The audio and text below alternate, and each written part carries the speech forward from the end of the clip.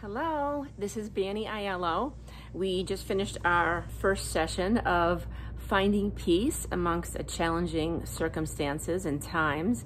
And I just wanted to give you a little recap of what we did, a little midweek reminder. We talked about the mind traps that we can fall into that contribute to us losing our sense of peace.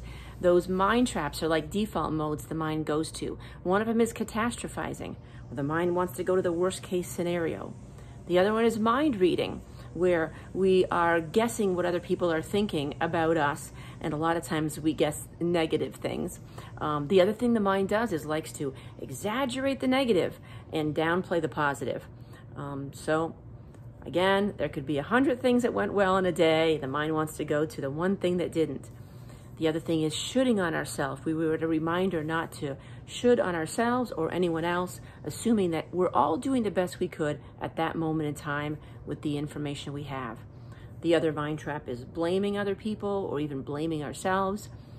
So if you could have awareness when you start to fall into whatever your you probably have a top 1 or 2 mind trap that you tend to be prone to fall into, and just have awareness.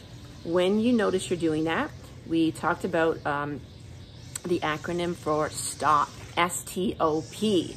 So the stop is you just notice and you stop yourself. Then the T is for take a few deep, full breaths, mindful breaths with your diaphragm. Do that right now. The O is for observe. Observe, oh, what are my thoughts? We try to detach ourselves and see them as over there.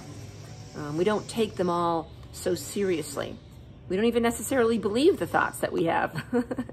And observe a little bit. What is right around you in your environment to come back to the present moment? Just look at some of the objects around you to get yourself out of that loop, the negative loop. And then the P in that acronym STOP is for proceed. Decide mindfully how you want to proceed with this next part of your day. The other strategy we talked about was focusing on beauty. I'm going to lead you through a couple moments of that now. So if you just close your eyes and just bring to mind whatever flower comes to mind to you. It could be something that's in your garden right now, or you saw recently, or just a favorite flower of yours from your grandma's garden, your garden growing up.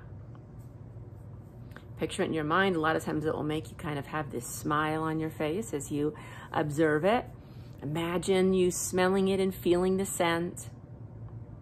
Imagine the details of it, the shape, the curves, the symmetry, the shades of color.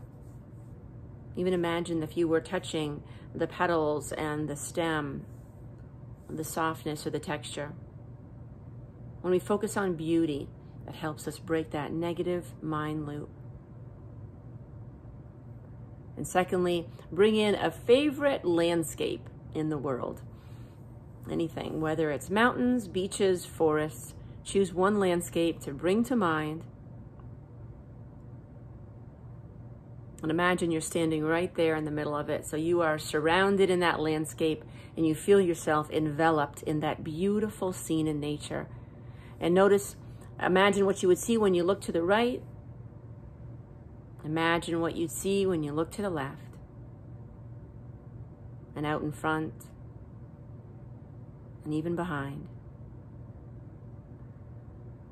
Picturing whether it's trees or mountains or different water forms, the colors, admiring their beauty, feeling grateful that we have these beautiful places. Taking a slow breath in, imagining a scent that would be there. And then even imagine that you go ahead and you touch something that's there, whether it's taking a handful of sand or feeling the bark on a tree or putting your hand in the water, imagining the sensation. And most of all, feel the peace that is here when you focus on beauty. Feel your body relax, your shoulders down, your face relax. You can open your eyes whenever you're ready, and may you proceed with your day, focusing on the beauty in yourself and others around you. All right, I'll see you next week. Bye for now.